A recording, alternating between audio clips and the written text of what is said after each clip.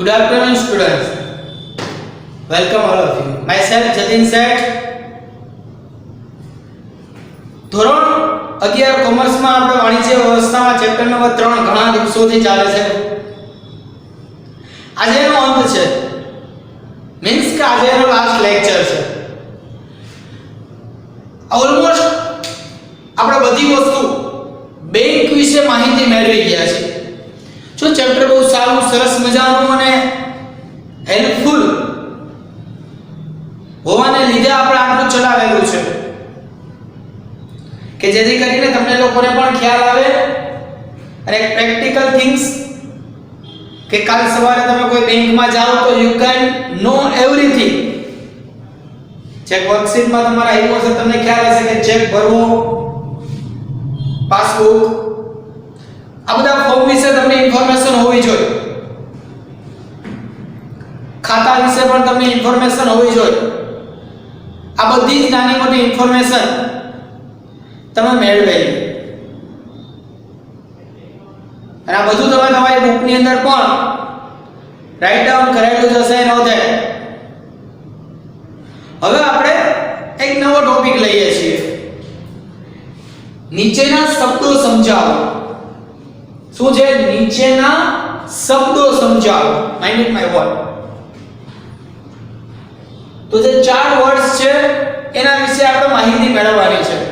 આ તમને 2 માર્ક્સ અથવા તો 3 માર્ક્સ 2 માર્ક્સ અથવા તો 3 માર્ક્સ ની અંદર તમને બોર્ડ ની અંદર છે, મીન્સ કે આપણી એક્ઝામ ની અંદર તમને ઈઝીલી પૂછાઈ શકે. દેખીતી રીતે જોતા ખબર પડી તો આના વિશે તો આપણને માહિતી તો હોવાની જ છે, પણ ઘણી વખત અમુક માહિતી એક્સ્ટ્રા લેવલે હોય, વધારે હોય, તો વધારે માહિતી આપણે આ લેક્ચરની અંદર સમજવાની છે. we will try the best કે આમાં તમને વધારેમાં વધારે ઇન્ફોર્મેશન છે તે મળી શકે. તો આપણે પહેલું જોઈએ છીએ છોકરાઓ, ક્રેડિટ કાર્ડ. શું આવે છે? Credit card. ક્રેડિટ શબ્દ એટલે શું? તમારી એક શાખ ને ક્રેડિટ કહેવામાં આવે છે. એક શાખ ને ક્રેડિટ તરીકે અહીં ઓળખવામાં આવે છે. ધંધાદારી સમાજની અંદર આ ક્રેડિટ વર્ડ્સ છે એ બહુ ઉપયોગી શબ્દ છે. કારણ કે આજકાલ તમે નાનો ધંધો ચાલુ કરો કે મોટો ધંધો ચાલુ કરો, ધંધામાં ક્રેડિટ હોવી જરૂરી છે. સમજો, ધંધામાં ક્રેડિટ હોવી સૌથી વધુ જરૂરી છે. જો ધંધામાં ક્રેડિટ નહીં હોય તો ઘણા બધા પ્રકારના પ્રશ્નો ઉદ્ભવવાના થઈ શકે છે. તો આ ક્રેડિટ વિશે આપણે ચર્ચા કરી. હવે ક્રેડિટ ઉદ્ભવે કેવી રીતે? તો છોકરાઓ, સ્પેશિયલી બેંકની જો ક્રેડિટની ચર્ચા કરીએ તો બેંક પાસબુકને આધારે તમારી ક્રેડિટ ડિસાઈડ થાય. બેંકની જે પાસબુક છે એ પાસબુકને આધારે છોકરાઓ તમારી ક્રેડિટ છે ને તે નક્કી થાય. એ સિવાય તમારી ક્રેડિટ ડિસાઈડ ન થાય. ખાસ ધ્યાન રાખજો. તો એ ક્રેડિટ જે તમારી પાસબુકમાં મેન્શન કરેલી છે, તમારા રૂપિયા જમા થયા હોય, તમારા રૂપિયા ઉપડા હોય, આ જમા અને ઉધાર જે તમારી ક્રેડિટ છે છોકરાઓ, એ તમારી જમા અને ઉધાર ક્રેડિટ ઉપરથી તમને બેંક ક્રેડિટ કાર્ડ આપે. શું આપે? ક્રેડિટ કાર્ડ આપે. શેના ઉપરથી આપે? તમારી જમા અને તમારી ઉધાર જે બેલેન્સ છે, તમારું જે સ્ટેટમેન્ટ હોય એના અમુક 6 મહિના 12 મહિનાના રેકોર્ડ્સને આધારે તમને ક્રેડિટ કાર્ડ આપવામાં આવે. આ નિયમ છે. હવે આ ક્રેડિટ કાર્ડ છે જે બધાએ જોયેલું જ હોય, એક સિમ્પલ ક્રેડિટ કાર્ડ જેવું જ આ ક્રેડિટ કાર્ડ છે. આમાં કઈ નવીનતા ન હોય. તમને ઘણીવાર એવું લાગે સાહેબ આવું એટીએમ જ આવવું જોઈએ. હા, આવવું જોઈએ. એટીએમ કાર્ડ જેવું જ ક્રેડિટ કાર્ડ હોય, એમાં કઈ નવીનતા ના હોય. પણ જે ક્રેડિટ કાર્ડ છે એ અમુક સ્પેશિયલી કંપનીઓના હોય, જેમ કે આ છે visa, platinum, master card, Bob card, ઘણા બધા આવે.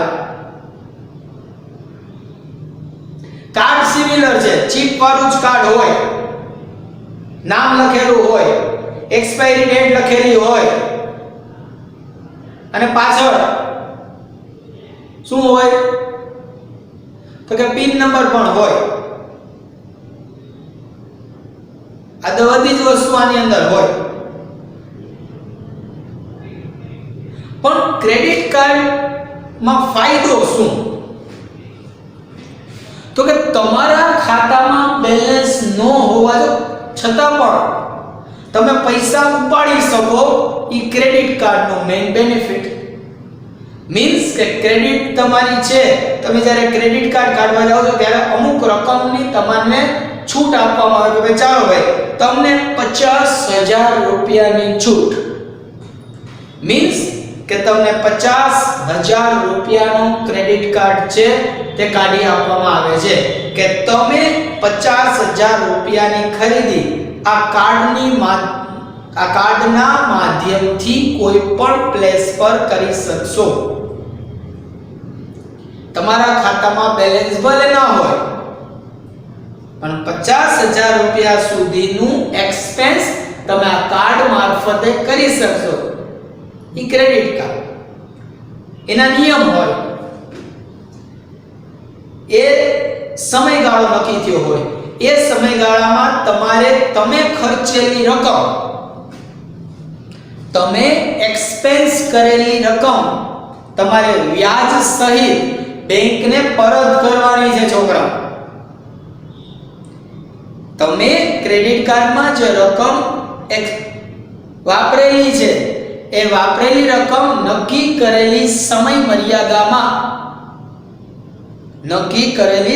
મર્યાદામાં બેંક નક્કી કરે એ સમય મુજબ તમારે વ્યાજ સહિત એ રકમ બેંકને શું કરવાની છે? પરત કરવાની છે. હા, વ્યાજ લાગે. બધા ક્રેડિટ કાર્ડના રૂલ્સ એન્ડ રેગ્યુલેશન અલગ અલગ હોય. ક્રેડિટ કાર્ડ દરેક બેંક અલગ અલગ કંપનીના પણ રાખે છે અને દરેક બેંક મુજબ પણ ટ્રાન્ઝેક્શનના રૂલ્સ અલગ અલગ હોય, સિમિલર ન હોય. આ ખાસ ધ્યાનમાં રાખજો. તમે SBI નો યુઝ કરો, HDFC નો યુઝ કરો, નાગરિક બેંક નો યુઝ કરો, બેંક ઓફ બરોડા નો યુઝ કરો, બેંક ઓફ ઇન્ડિયા નો યુઝ કરો, કોઈ પણ બેંક નો યુઝ કરો. રૂલ્સ એન્ડ રેગ્યુલેશન કેવા હશે સ્ટુડન્ટ્સ? અલગ અલગ હશે. આ ખાસ માઇન્ડમાં ક્લિયર કરી નાખજો. સિમિલર રૂલ્સ ક્યારે હોય નહીં. એટલે જ તમે જ્યારે ઘણી બધી જગ્યાએ વસ્તુ લેવા જાઓ ઓનલાઈન શોપિંગમાં તો ક્રેડિટ કાર્ડ ઉપર ડિસ્કાઉન્ટ આપે. તમને કહે કે આ વસ્તુ કેટલાની? તો કે 5,000 રૂપિયાની. If you have HDFC credit card 10% discount. If you have SBI credit card 5% discount. સમજો?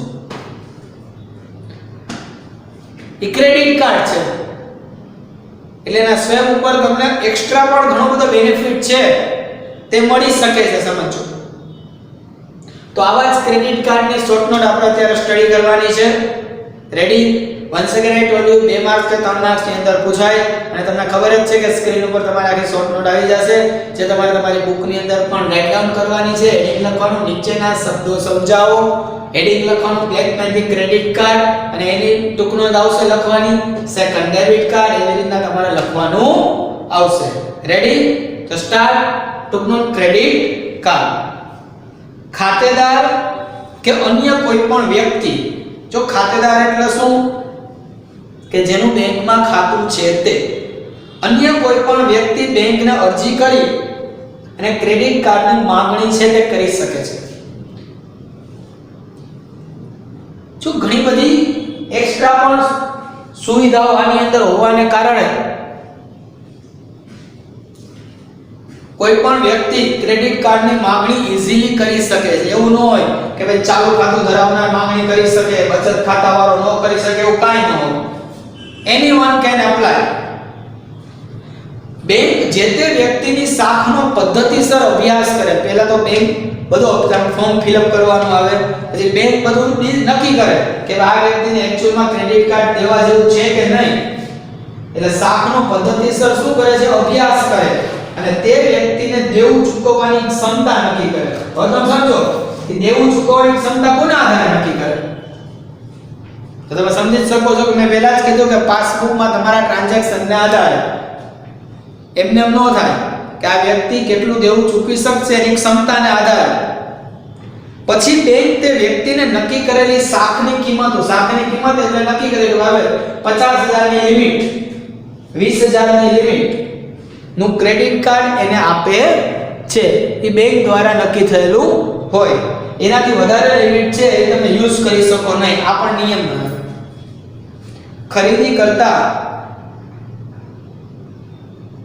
આ કાર્ડની મદદથી વ્યક્તિ વસ્તુની ખરીદી કે અન્ય ચૂકવણીઓ કરી શકે છે. કોઈ પણ જગ્યાએ વસ્તુની ખરીદી પણ કરી શકે છે અને અન્ય ચૂકવણી એટલે આપણે ઓનલાઈન શોપિંગમાં ઘણી બધી ચૂકવણીઓ થતી હોય એ ચૂકવણી પણ ઈઝીલી કરી શકે છે. ખરીદી કરતા ખાતેદારના ખાતામાં નાણાં ઉધાર થાય છે અને વેચનારના ખાતામાં નાણાં શું થાય છે? જમા થાય છે. તમારા ખાતામાં ભલે પૈસા નથી છતાં પણ તમારા ખાતામાંથી નાણાં શું થઈ જાય છે? ઉધાર થાય છે. અને જે વ્યક્તિને તમારે પૈસા દેવાના હોય એના ખાતામાં એટલે કે વેચનાર એના ખાતામાં પૈસા શું થઈ જાય છે છોકરાઓ? જમા થાય છે. કાર્ડ ધારકે નિશ્ચિત સમયગાળામાં, નિશ્ચિત સમયગાળો એટલે કે નક્કી કરેલો સમયગાળો, એ નિશ્ચિત સમયગાળામાં તે રકમ બેંકને ભરપાઈ કરી દેવાની હોય છે. શું કરી દેવાની હોય છે? ભરપાઈ કરી દેવાની હોય છે એટલે કે રિટર્ન કરવાની હોય છે. ડન. તો આને શું કહેવાય છે? Credit card. શું કહેવાય છે? Credit card. કે જે બેંક તમારી ક્રેડિટ ઉપર તમને કાર્ડ આપે છે. રેડી? તો આ ટુકડો તમારી બુકની અંદર રાઇટ ડાઉન કરવાની રહેશે. Ready? Next we will move second topic. which one? Debit card. શું કહેવાય? Debit card. શબ્દ સમજીને જ ખબર પડી જાય. ડેબિટ એટલે તમારા ખાતામાં જે પૈસા હોય ડિડક્ટ થવા, ઓછા થવા. તો હા, ડેબિટ કાર્ડ એટલે શું? તો કે તમારા ખાતામાં જેટલા રૂપિયા જમા છે એટલા રૂપિયા જ તમે ખર્ચી શકો કોઈ પણ જગ્યાએ. એનાથી વધારે રૂપિયો એક્સપેન્ડ થાય નહીં. તો એવા કાર્ડને કહેવાય છે ડેબિટ કાર્ડ. જે ડેબિટ કાર્ડ સિમિલર જ હોય. સમજી લેજો. જે ડેબિટ કાર્ડ છે કેવું હોય? સરખું જ હોય, એમાં કાંઈ ફેર પડે નહીં. સમજો. કાર્ડ જેવું જ કાર્ડ હોય એમાં પણ તમે જોઈ શકો છો કે ચીપ હોય ને બધી સુવિધા હોય. રેડી? તો આ કાર્ડ જેવું જ કાર્ડ હોય. આને શું કહેવાય? Debit card. આ ડેબિટ કાર્ડ છે. સમજી લેજો. શું છે? Debit card. જેમાં તમે જોઈ શકો છો નામ લખેલું હોય, એક્સપાયરી ડેટ લખેલી હોય, નંબર્સ લખેલા હોય, બધું હોય. પણ હવે આ ખાતામાં મારે 10,000 રૂપિયા પડ્યા છે. આ ખાતામાં 10,000 રૂપિયા છે. હું 10,000 રૂપિયા છે એટલા જ ઉપાડી શકું અથવા તો ક્યાંક ટ્રાન્ઝેક્શન કરી શકું. 10,000 થી વધારે રૂપિયાનું ટ્રાન્ઝેક્શન થાય નહીં.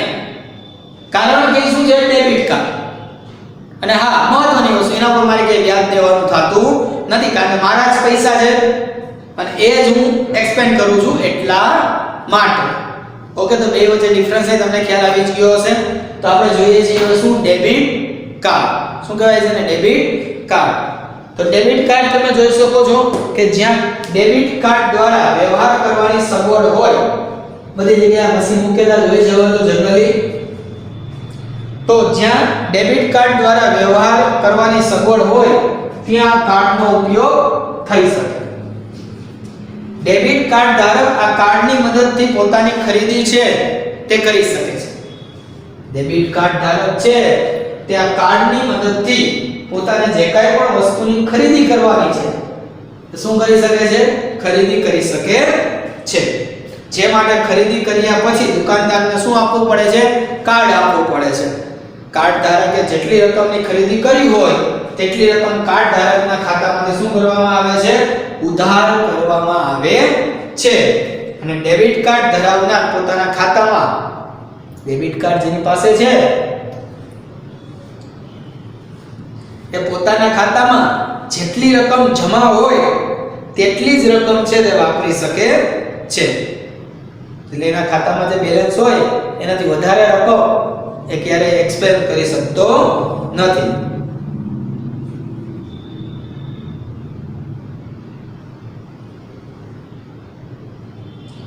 તો આને શું કહેવામાં આવે છે વિદ્યાર્થી મિત્રો? Debit card. રેડી? ડન. તો બે ટૂંકનો જ આપણે જોઈએ. આ બંને તમારે ક્યાં લખવાની છે? તમારી બુકની અંદર રાઇટ ડાઉન કરવાની રહેશે. રેડી?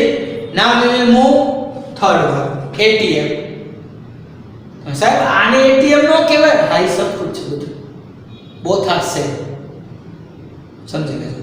જેને ઓટોમેટિક ટેલર મશીન કહેવામાં આવે છે. ઓટોમેટિક ટેલર મશીન સમજી લેજો. રેડી? તમે એટીએમ કાર્ડ આપ્યો પણ એક્ચ્યુઅલમાં પરિસ્થિતિ શું છે સમજી લેજો. ઘણા લોકોને ખબર નથી એની ટાઈમ મની. ખોટું છે ભાઈ. એક માણસમાં પૂછાય કે એટીએમ નું પૂરું નામ જણાવો તો મોટા ભાગના માઇન્ડ એક જ છે ભાઈ, એની ટાઈમ મની. નહીં, automatic teller machine. Ready?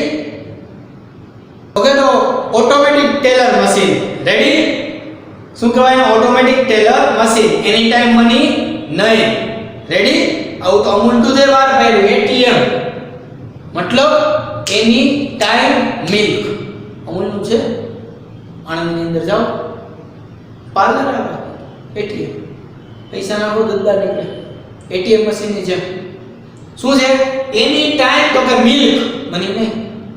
Okay, તો આપણે ટૂંકમાં સ્ટાર્ટ કરીએ. ATM, automatic teller machine. Automatic teller machine. બેંકમાં ખાતું ધરાવનાર વ્યક્તિને આવી સગવડ છે તે શું થાય છે? તો કે મળી શકે છે. ગ્રાહકે પોતાના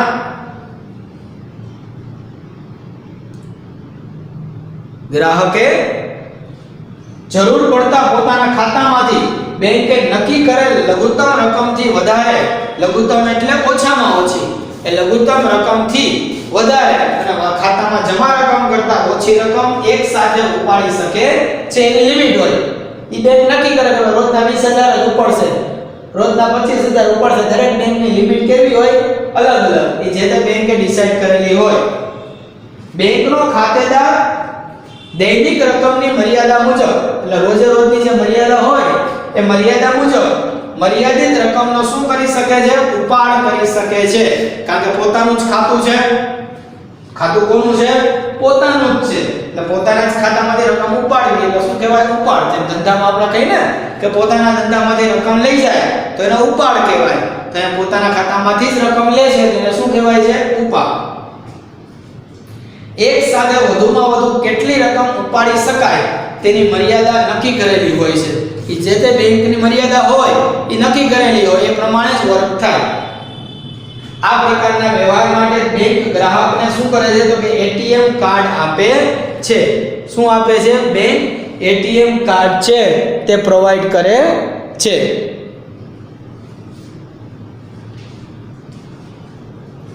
જેમાં ખાનગી 4 આંકડાનો શું હોય છે? પાસવર્ડ હોય છે. પાસવર્ડ તો છોકરા બધામાં હોય. એ પાસવર્ડ તમારે સેટ કરવાનો હોય તમારી રીતે. એટીએમ મશીનમાં જાઓ એટલે તમે પાસવર્ડ નાખો, પછી જ તમે પૈસા વિથડ્રો કરી શકો. એ પહેલા પૈસા છે ને વિથડ્રો થઈ શકે નહીં. આવા કાર્ડ ગ્રહણ કરી શકે તેવા યંત્રો બેંકમાં મૂકેલા હોય છે. એટીએમ મશીન કહેવાય જે બેંકમાં મૂકવામાં આવેલા હોય છે. હાલમાં અન્ય બેંકના યંત્રોમાંથી નાણાંનો ઉપાડ કરી શકાય છે, જે માટે થોડી વધારાની રકમ ચૂકવવી પડે. એટલે કે તમારું અકાઉન્ટ છે, જે ખાતું, તમારું અકાઉન્ટ જે છે વિદ્યાર્થી મિત્રો, એ માની લો કે SBI બેંકની અંદર છે. સાંભળજો, તમારું ખાતું કઈ બેંકમાં છે? એક્ઝામ્પલ તરીકે SBI બેંકમાં છે. હવે તમારે પૈસાની જરૂર છે, તમે રસ્તામાં જાઓ છો, ICICI બેંકનું ATM આવ્યું, તો તમે ICICI બેંકના ATM માંથી પૈસા ઉપાડી શકો. ખાતું ભલે SBI બેંકમાં છે, પૈસા ICICI ના ATM માંથી પણ નીકળે. એમ કોઈ પણ બેંકના ATM માંથી કોઈ પણ બેંક પૈસા ઉપાડી શકે છે, પણ ના નિયમ હોય કે 2 ટ્રાન્ઝેક્શન ફ્રી, 5 ટ્રાન્ઝેક્શન ફ્રી, અમુકમાં ગમે એટલા ટ્રાન્ઝેક્શન ફ્રી હોય. એનાથી વધારે વાર પૈસા ઉપાડો તો ચાર્જ લાગે. એ ડિસાઈડ કોને કરેલું હોય છોકરા? તો કે જે તે બેંકે નક્કી કરેલું હોય. રેડી? તો આને કહેવાય છે ATM any time money, right? ના, શું કહેવાય? Automatic teller machine. હું આવી ગયું છે. ડન? તો હવે નેક્સ્ટ લોન. જનરલી આ શબ્દ આપણે સાંભળેલો જોઈએ. લોન લેવી છે, લોન લેવી છે, લોન લેવી છે. લ્યો ને લોન. લોન એટલે શું? તો સિમ્પલ અર્થમાં બેંક પાસેથી આપણે કાઈ પણ વસ્તુ ગીરવે મૂકીને અથવા તો કોઈ પણ દસ્તાવેજ કે એના ઉપર આપણે જે પૈસા લઈએ બેંક પાસેથી, એને કહેવાય છે લોન. જે ટૂંકા ગાળાની અને લાંબા ગાળાની હોય, જેના ઉપર બેંકે નક્કી કરેલા દરે શું ચૂકવવું પડે? વ્યાજ ચૂકવવું પડે. શું ચૂકવવું પડે? વ્યાજ ચૂકવવું પડે. અને લોન લઈ ગયો ને પછી ખબર પડે ન લો. સમજાણો? લોન ન લ્યો. કા? તો કે સાહેબ કેટલું વ્યાજ ભરવું પડે. તો ભરવું જ પડે ને ભાઈ, બેંક છે, મુકે થોડી આપણને. રેડી?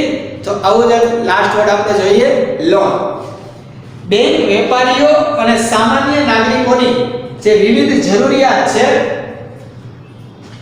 એ જરૂરિયાતને અલગ અલગ રીતે સંતોષવા માટે ધિરાણ આપે છે. શું આપે છે? ધિરાણ. એ ધિરાણ એટલે લોન. જ્યારે લાંબા ગાળા માટે નિશ્ચિત રકમનું ધિરાણ આપવામાં આવે, લાંબા ગાળા એટલે 2 વર્ષ, 5 વર્ષ, 10 વર્ષ નિશ્ચિત રકમનું ધિરાણ આપવામાં આવે તો તેને લોન તરીકે ઓળખવામાં આવે છે. શું કહેવામાં આવે છે વિદ્યાર્થી મિત્રો? લોન તરીકે ઓળખવામાં આવે છે. આ રકમ મોટે ભાગે એક સામટી ઉપાડવામાં આવે છે.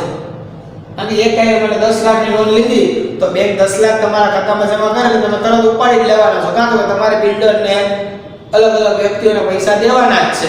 એને કહેવાય લોન. આવી લોનની પરત ચૂકવણી લોન આપતી વખતે નક્કી કરેલ શરતો અનુસાર કરવી પડે. શરત નક્કી થઈ હોય કે મહિને આટલો હપ્તો ભરવાનો જ, આટલા ટકા વ્યાજ, એની શરતો હોય. અને જો હપ્તો ન ભર્યા તો આ પેનલ્ટી લાગશે. આ બધી શરતો અનુસાર તમારે એનું પાલન કરવું પડે. લોનના નાણાંની પરત ચૂકવણીની ખાતરી માટે સ્થાવર મિલકતની જામીનગીરી લેવામાં આવે છે. સ્થાવર મિલકત એટલે જે ફિક્સ મિલકત હોય, જેમ કે મકાન, મશીનરી, કોઈ વાહન,